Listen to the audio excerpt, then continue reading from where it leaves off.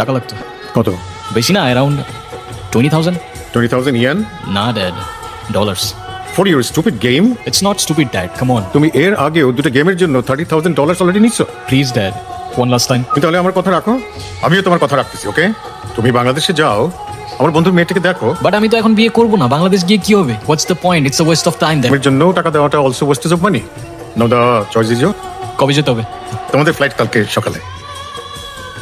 আচ্ছা শোন, ওইখানে কেউ তোর নাম জিজ্ঞাসা করলে তোর নামটা একটু চেঞ্জ করে বলিস। আমার নামে আবার কি সমস্যা? ওই তোর নামেই যত সমস্যা। আচ্ছা মনিকা আবার কোন ছেলের নাম থাকে আমার একটু বুঝাতো তুই। কোথাও গিয়ে যখন তোর নামটা বলতে হয় কি এম্বারাসমেন্টটা হয় তুই নিজে বুঝছ না।